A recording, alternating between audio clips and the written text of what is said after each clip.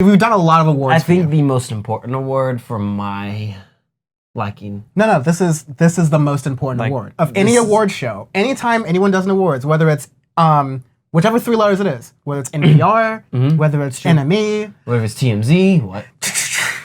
It is Album of the Year. Album of the Year. Regardless of genre, regardless of what we're into, this is Album of the Year. We have Little Dark Age by MGMT. Don't fucking sleep, people. Wait, sorry. Scoot. Tiny bit more. God damn it, fucking fucks. I didn't move at all. Okay. We have Little Dark Age by MGMT. We have Redemption by J-Rock. Tranquility Base Hotel and Casino by Arctic Monkeys. A Brief Inquiry into the Online Relationships by the 1975. And Oxnard by Anderson .Paak. Let's spend a little bit of time on this because it's worth it. Each album I want to go into a little bit. Cool. Let's do top to bottom. Yeah. Little Dark Age. We talked about a little bit being a perfect alternative album, and it's one alternative album of the year, and it's one of those things to where I'm going to be listening to this album forever. Yeah. It's one of those. Like it's better than a record. It's spectacular, and I already listened to that a lot as is. But I mean, I'll go in like a 6-month gap and not listening to it. But I'll get into this. Little Dark Age is an album that I'm always going to be coming back to. Yeah. It has that nice, almost New Order feel 80s into it, where not that many people can pull that off without sounding too retro, sounding too dated. This sounds fresh. It sounds new. It's something to where alternative genre really needed this. Yeah. It's just the kick in the butt that, hey, look, boom, they made something great. We need other artists to step up. I love every album or every song on that album. I absolutely love. Yeah. From She Works Out Too Much was a very interesting way to get into the song. Yeah, into the album is strange, but it fits. I still, we haven't done this yet, and now this is the time to do it. Time spent looking at my phone. Time spent looking T-Slap. at my phone. It's the middle song in here. It's always stuck in my. It gets stuck in my head. Oh man, like that's such a good track. Even before I get to the lyrics, even before I get to the name of the album, like it does it's what you're saying about alternative. It's giving it the like kick in the crotch that it needs to really kind of be evolutionary of the genre itself. It's not necessarily funky, but it's sort of got not really. I'd say island drums almost, just because the percussion section of it is very interesting. And yeah, it's something that's hard for me to describe because there's just not much like it. And that's... No, it's very, very unique, which in alternatively, we need these albums, and oh man, this could not have come at a better time. When You Die goes hard, because the lyric of go fuck yourself, you just feel that anger in that song. It's the song I blast if I'm like really mad at something, and I just blast that shit in my car. Yeah. I mean, wow. I really like this album. So we'll go into Redemption by J-Rock. This is like until very recently, this was like undisputed going to be rap album of the year for me. Yes. Even though I ultimately gave it to, we ultimately gave it to Elevators, an album that came out before it, I still think Redemption has to come in close second, just because, I mean, J-Rock I had heard of before a little bit. This is some features and stuff, yeah. This is clear, far and away his best and most 100%. complete album. And it does it with an okay amount of features. The features that come in hot. There's Jeremiah, there's Future, there's Kendrick, there's SZA, there's J. Cole, you got T Grizzly. None of the songs, like, I think you can pick out an album by its like weakest points. And the weakest points of the album might be For What It's Worth. Beautiful song that's always in my head. Broke Plus or Minus. I don't listen to it very often, but it goes very well in between Troopers and Wow Freestyle. Wow Freestyle. Freestyle is so cool. Years ago I tried to. Years ago. That is the exact polar opposite of years ago I tried to. Yeah. No, it's a complete album. It's a complete work. If J-Rock has nowhere to go but up from here, J-Rock is going to be one of the best rappers of this decade. And it's an album that I listened to stuck in traffic coming back from work in June, and I go, wow. Because normally I do that with some albums that I'm like, God damn, I don't want to listen to this. And that was one of those albums where I was kind of dreading it because I just... Yeah, there's some all the songs... stuff where with J-Rock, I just didn't think of him as something special, and I listened to this album, I go, oh my God, this is really good. And I'm glad what he did with King's Dead, by the way. Yeah. I'm glad that he cut it short without Kendrick's part. Because to me, that song sounded like two separate songs that sound a lot better as just the part with him and Future. I agree. Future. I could fucking speak. Let's go to the Sheffield boys. Yes. Tranquility Base Hotel and Casino. I think we said this a lot in the original review, but it has to be emphasized how daring of a move making Tranquility Base was. Because Arctic Monkeys, their previous sound was AM, and that was just like... They've been doing that with so many, all the past albums, Suck It and See. Yeah. They did that sound of just that pure rock. I mean, even in their little EPs, Who the Fuck Are the Arctic Monkeys and other things, right? Yeah. All of those sounds they've been doing for so long. That's their identity. The Arctic Monkeys sound has been pretty consistent from like... It's great sound. I Like Who I Am because of blah, blah, blah from that original album. All the way up to AM, where AM was kind of like pared down and like gotten to its like bare essentials. Yeah, Favorite Worst Nightmare, all of that. Yeah. Do I Want to Know, like literally that song is just like one, like AM by Arctic Monkeys, their previous album, is one of the best albums ever made. Easily one of the best alternatives albums of the decade. Probably top 10 albums of this decade. Like, I give it top 10. Yeah. So to make something radically different, be super down. That'd be fun. To radically shift from that and to do Tranquility Base shows something that is like, it shows that the Arctic Monkeys as a band have transcended like what they were before. They've decided to become an artist that is willing to try and experiment and do different things because they want to push their own sound and challenge themselves and move it forward. And so that daringness just comes out the entire thing. And so when they made this album, it was, I believe, Alex Turner, the lead singer of the Arctic Monkeys, it was his manager that gave him a upright Steinway piano, which Steinway makes some of the best pianos on earth, Steinway and Yamaha. Me being a pianist myself, and he got inspiration from it because he said that he was lacking inspiration from the guitar. It was something I watched a lot of interviews with him talking about Tranquility because I wanted to know his thought process, everything, and why he made the sound. And he said, I wanted inspiration, I wanted something different. So his manager gave him a fucking gorgeous ass upright piano. He goes, I can make something out of it. It's something where he was playing it. He goes, I'm feeling something from this instrument where I'm going to go back and try something, give something old to get something new. And that's what he did. And Star Treatment is such a fucking good song. If it wasn't for Love It If You Made It, that would be Song of the Year. Wow. And to me, just top to bottom, that song, everything, they play it live. They have a couple different versions that they play where it's just a super stripped down version, which I'm playing over and over again.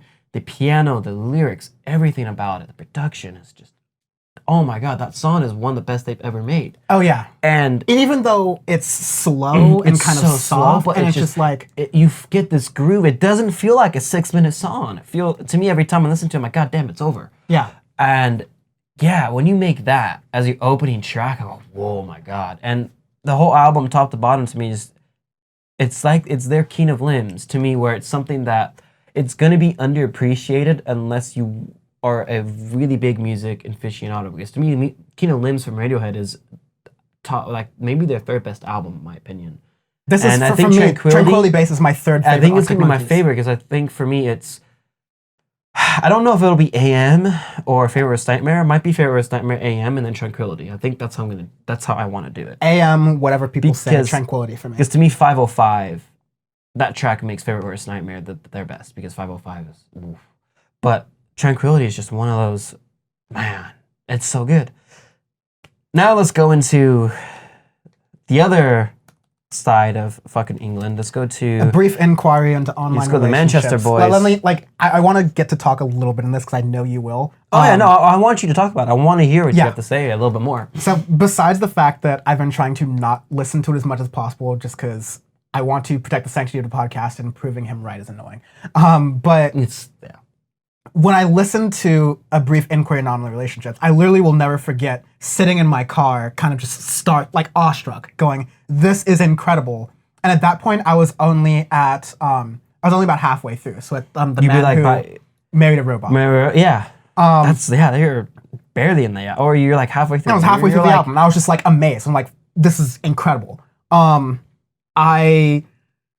Even beyond, like, I'm trying to think of things I haven't already said. But the way the album is just constructed and put together, I will never not love going through the album from, like song 1 till honestly the end. Like, again, everything is just placed. mine. Even if you don't like the songs on their own, like Give Yourself a Try on its own maybe isn't as weak, but it's perfect as a second song to lead into Two Time. Oh, great. Love It If We Made It is kind of well placed for a lead single, but like, it makes sense. But in addition to just making banger after banger after banger and showing consistency and depth and range, they also put together a very good album, which is an improvement over the 1975's previous two albums, which I felt were still very much in their infancy. They're trying a lot of different things. Half the songs seem to work, half the songs are kind of just too lost in their like super poppy thing they do.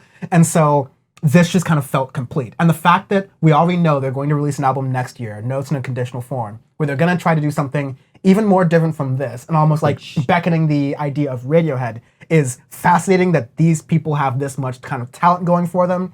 Yes, I have my qualms with, I think, as opposed to Radiohead, where it's like very kind of subtle and random, like in 1975 are kind of just like bludgeoning you to the side with the meaning of the album and what it means and like what it stands for. It's very clear. It's not super well hidden, but it's something that if you listen to it, you can choose to pay attention to that or not. It strikes that balance, which makes it passable to me and not super preachy. And so that's most of what I have to say about it. You've been waiting all year for this point, so. Album is unbelievably good. I've already liked the 1975, obviously. I've talked about them plenty of times. And the first time I listened to it was with my friend Justin in a car coming back from hockey.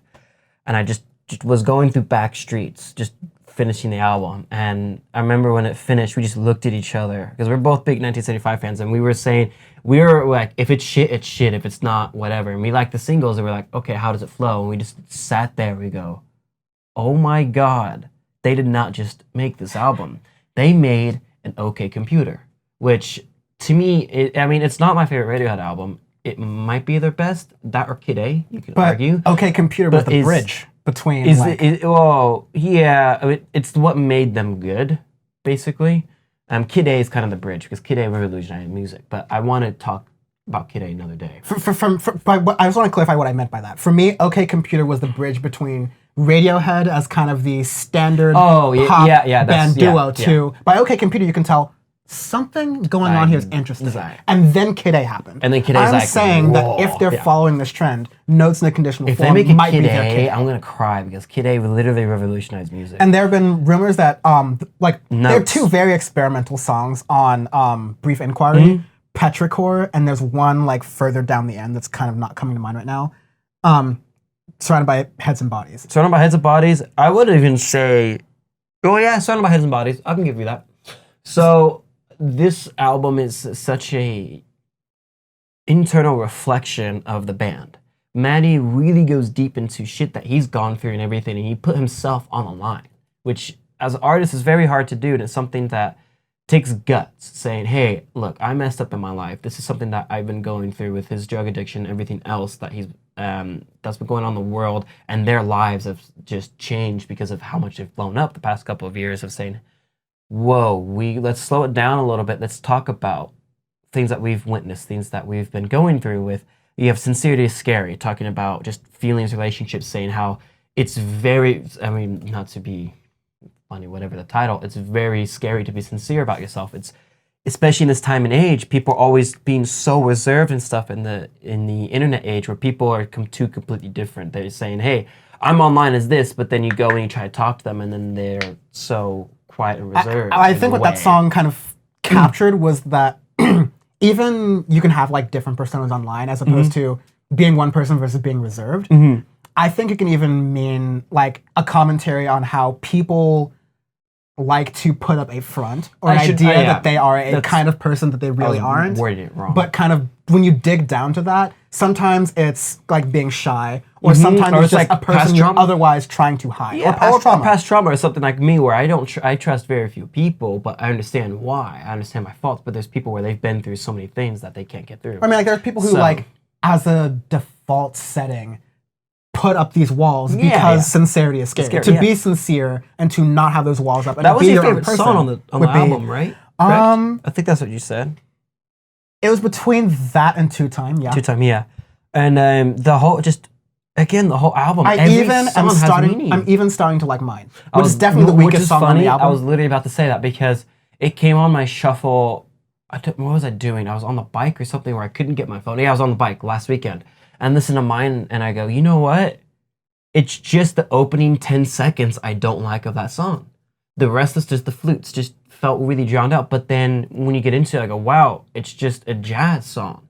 Where Maddie's, one of the lines is, sometimes at the time if you're sometimes at the time in a young man's life when he needs to slow down and get a wife, is that time of, let's settle down, let's relax, let's really start to open up, be a family if you want that in your life. And that's something that he's learning about himself as well. And I could literally talk 3 hours on this album. It's just one of those, it's a masterpiece. There's so much there. There's so much there. I don't want to drone on too much, but we have Oxnard by Anderson .Paak. So this was, my God. We had first heard, this was like a 4-week or 3-week kind of cycle of emotions, because we heard this album was going to come out. We heard that Anderson .Paak was like, I want to make a masterpiece. Yeah. I want to make something different from rap. I want to make something like a Mad Villainy level good. I don't think it was like that. I think it was in its own way better. Just like because Mad Villainy tried to accomplish a different thing, this is trying to accomplish a different thing. I think they both did them very well, but for what this is trying to accomplish, this is that. I'm not sure if I'm going to drop the Mad Villainy thing because I'm going to talk myself into like a hole of logic around it. But it's just incredible. Like, the fact that it's doing rap in a way that feels fresh, but there's nary any trap. There's nary any like kind of trap. Like thing where it's kind of be specific. It's trying to incorporate funk and even a little bit of singing and R&B, which is kind of Anderson .Paak style. And it's doing all of these things while keeping it concise and having a theme. It's only 14 songs. Yeah, it's just under an hour, which I think is really good for a rap album. One thing that surprised me was when Snoop Dogg was on Anywhere, he was really good as a feature. Yeah. This is the album that had like that weird sex skit in one of the songs, right? Headlow, right? Yeah. And I remember listening to the album, I go, okay, this makes me low-key uncomfortable. And then the rest of the album was just the Tints with Kendrick. Oh my God. Which is a single, super hard. 6 Summers. Just 6 Summers, yeah. It was like a whole piece. It's a whole work. Favorite rap songs of the past decade, honestly. Wow. And it's something to where I dove in this album not knowing what the hell it was going to be, and I think I said that on the review, and it's great. Top to bottom, I absolutely loved it. Such a surprise. Mansa Musa is this year's King Kunta, hands down. It's got that same like style, it's got that same fuck beat, you, it's got that same like black impairment. It's very similar beat too. Very similar. Brothers Keeper with Pusha T, I think, and it like that kind of captures what this album did well in a really subtle way that we don't really talk about. It's creating music that complements the featured artist without overshadowing the original artist. And so Brothers Keeper did that really well with Pusha T. Trippie did that really well with J. Cole. Sweet Chick is an amazing song with BJ the Chicago Kid. Even though I love Q-Tip, I think the song complimented him well, but it was like one of the weaker songs. Yeah, but when you say one of the weaker songs is your feature with Q-Tip, that's kind of wild. Right. And so yeah, I don't know, it's a great album, top to bottom. This whole piece was put together, and now we are at the hard part. This is one of the best lists of album of the year. This is almost a 2007, 2008 album. This is very strong, yeah. And by the way, this is not the album of the year ranking on anywhere else, which is why we're the best music pretty much. Ever. I mean, the only thing you get is you get a brief inquiry every once in a while where NME, but NME is no little bitch. Can I give NME a no little bitch award? An entire publication, the no little bitch. Seriously, I should have actually done that. No, because they'd be like nominated every single year. That's very true. But like, I mean, they did that hard when they did it on fucking 1975. NME is part of the like things we hate about music commentary, which is why we created Audioface. Like they're just perennially there. I can do eliminations, and then we can like narrow down. Okay, who you want to eliminate? I'm gonna eliminate Little Dark Age by MGMT because it's a beautiful alternative album. But when it comes to album of the year, I can eliminate it. It's not doing it. I want to eliminate. I don't want to, but I want to. I'm gonna eliminate Tranquility. That's fine.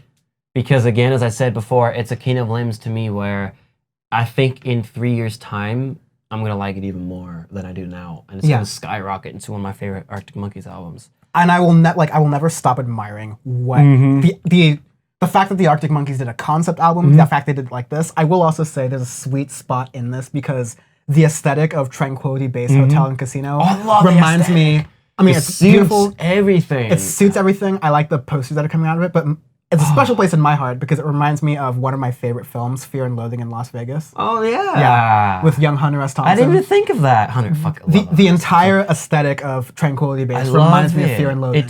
I love Alex Turner's outfits right now too on stage.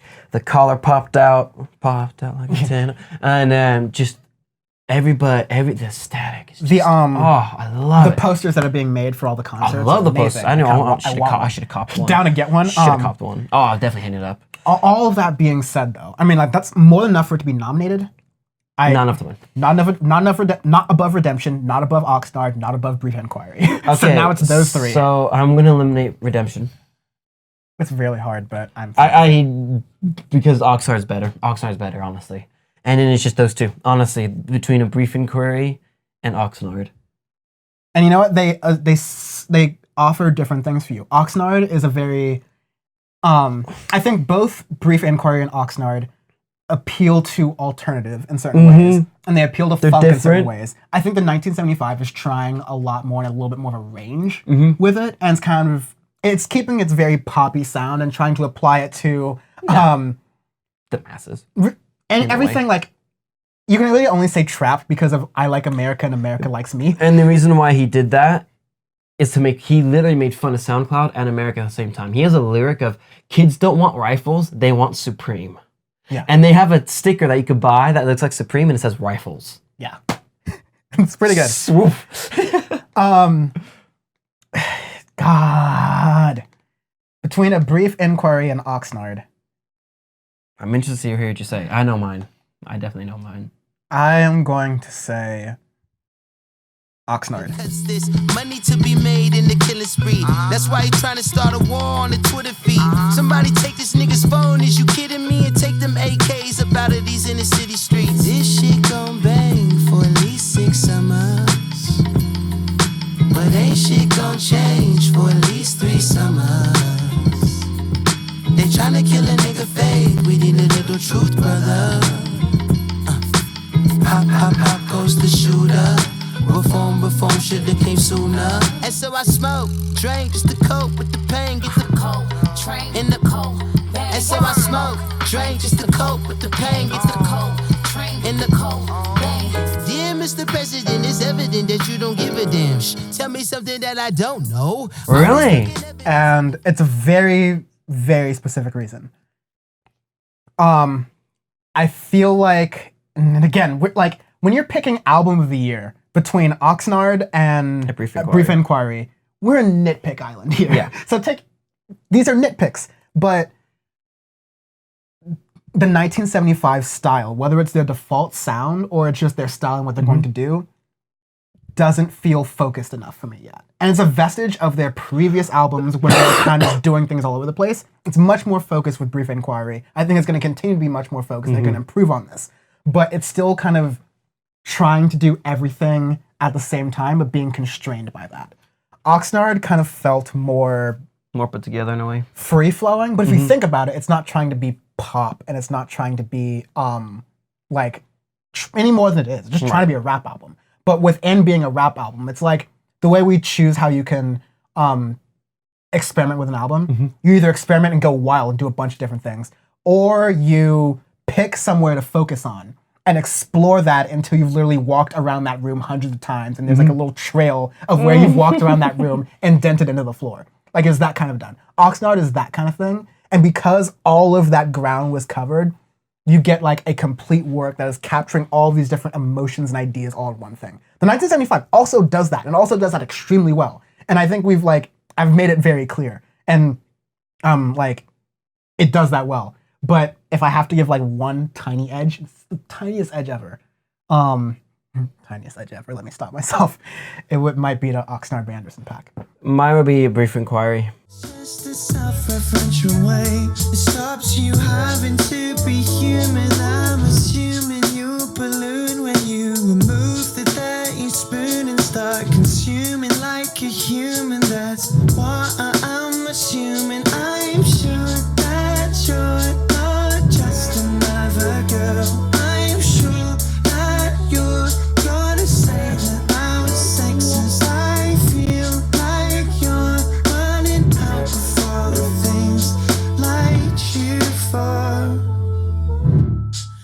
Why can't we be friends when we are lovers? 'Cause it always ends with us hating each other. Instead of calling me out, you should be pulling me in.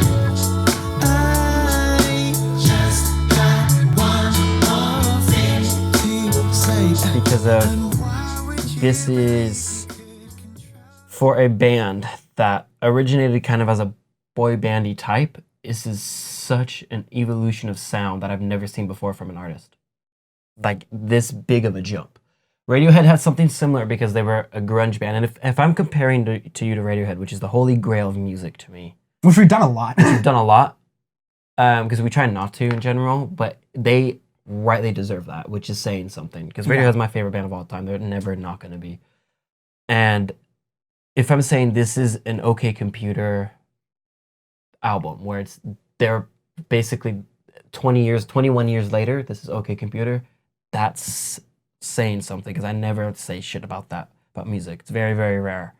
And to me, yeah, it's just top to bottom. It's amazing, and it's something that I'm always going to be listening to. It's something that if they can go on and make something even better than this, wow. I'm really looking forward to Notes on a Conditional Form. What I was about to say is that Notes on Conditional Form, I'm not going to call it right now because we've literally heard none of it. None. But if the 1975 keep it up, that can be very easily Album of the Year next year. Yeah. It got nominated for a ton of Audioface awards and is literally a dick hair away. I mean, like, it's at this point, unless you want to have an argument over it, it's tied for Album of the Year. No, honestly, I want to give those two tie because Honest and Puck, remember we listened to it, we both go, holy shit, this might be Album of the Year. I'm like, I literally was saying to him all year, wait until a brief inquiry because that's the only thing I think that can beat it. And yeah, I think we surprised each other with our picks. Yeah, 100%. I really liked 1975. You really liked Oxnard, and I think like that equal thing is just, there. You got to do it. They're both tied. I mean, fuck it, my podcast. Fuck our podcast.